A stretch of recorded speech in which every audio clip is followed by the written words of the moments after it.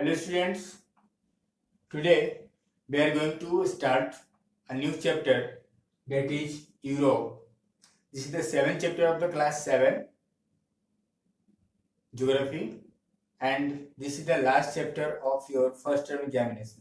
Okay, so first of all, see the chapter number 7, Europe. Actually, in the world there are 7 continents, and the largest continent of the world is the Asia, and the smallest continent is the Australia. Okay, now Europe is the smallest continent after the Australia. Means it is the second smallest continent in the world, and you can say this is the 6th largest continent in the world. Okay. After seeing some points, we will talk about the locations and their physical features and political divisions. First of all, see the some points. It is a peninsular country. If we talk about the word peninsula, means what is the meaning of peninsula? Actually, if we see, this is the globe. If we see the Europe, this is a Europe. Means here is the Mediterranean Sea, Black Sea, and here is the Gibraltar. And here is the mountain that is called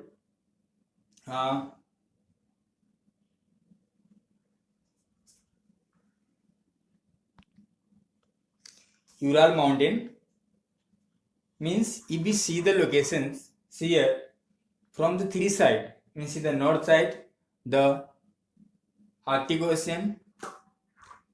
In the east, there is a Atlantic Ocean. In the south, there is a Mediterranean Sea. Okay, means this continent is surrounded by the water from the three sides. So this is known as peninsular continent. Sorry, this is called the peninsular continent because it's surrounded by the three sides with water. In the north side is the Arctic Ocean, in the east side Atlantic Ocean, in the south there is a Mediterranean Sea. Okay.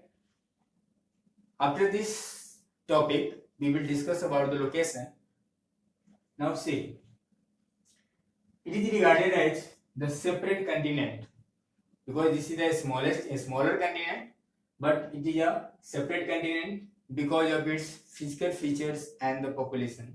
Means there have a distinct physical features and the population. Now it has a great geographical diversity.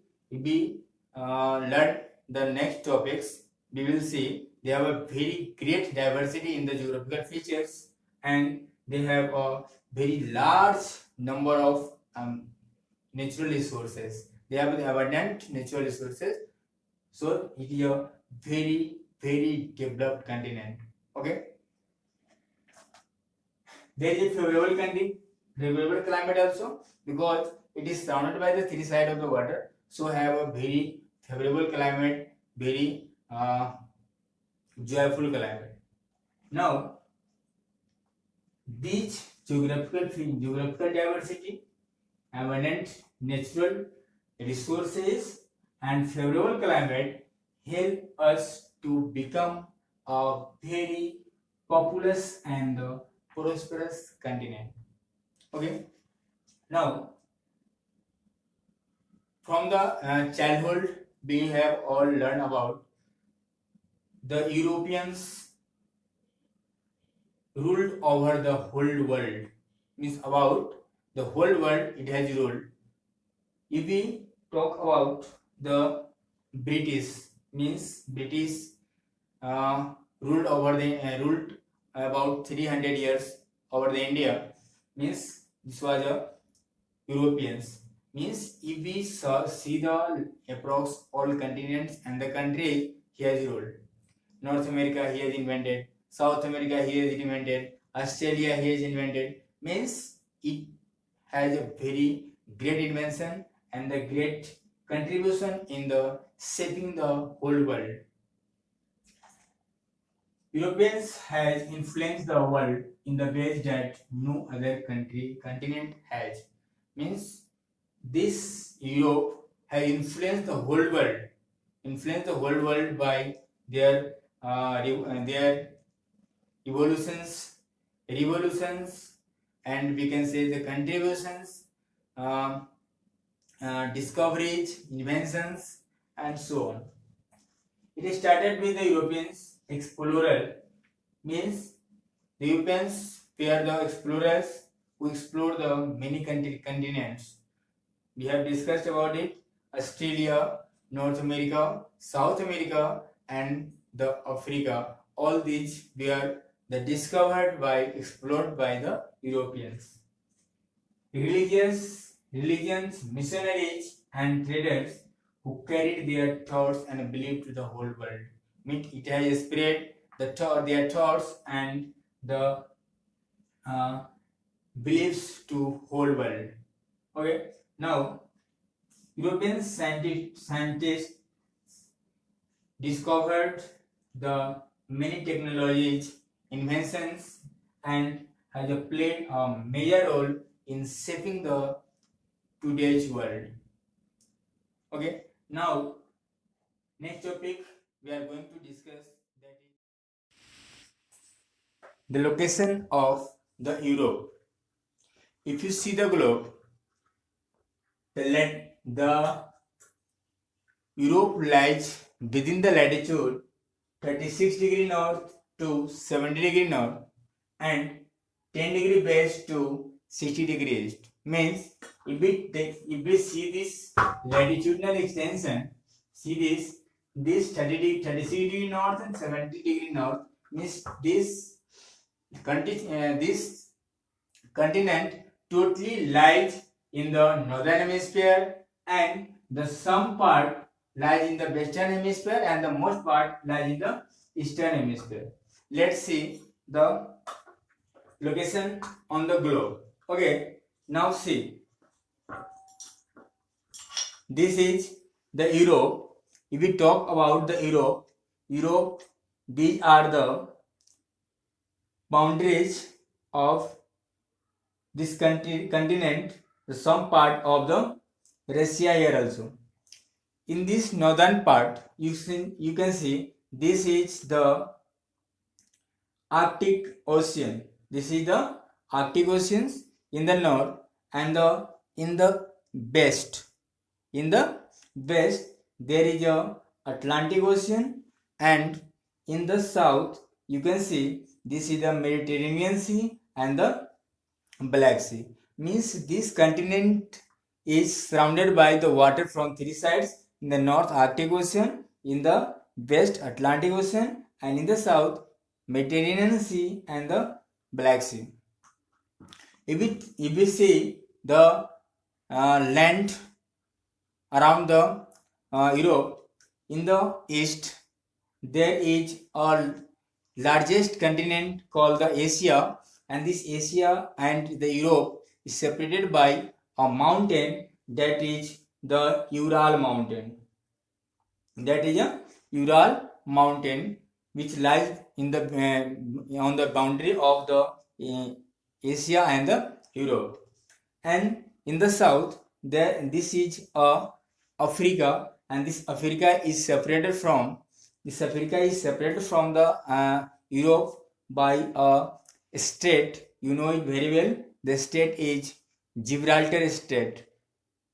We have discussed it about the class 6, about it in the class 6. This state is a narrow water bodies that separate the two large landmass.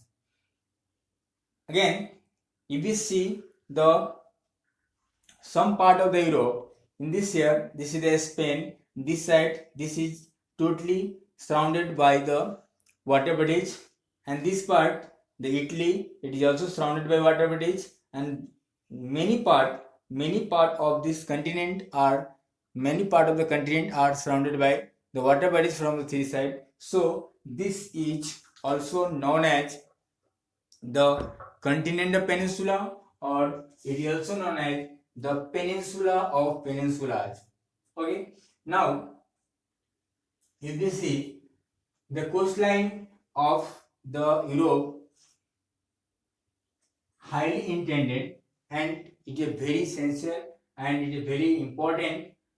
This provide the excellent natural harbors, means the ship can be loaded and deloaded from the coastal areas of the Europe. Okay, now there are the peninsulas and the island, various bays and the seas that painted deep into the land. So this is also known as the peninsula or peninsular. If a question is asked in your examination, the why Europe is called as the peninsula or peninsular, because the most part of the Europe have most part of the Europe in the southern part or either the western part, there are the many peninsular areas, that is Italy, Spain, France, and so on. So this is known as also peninsula.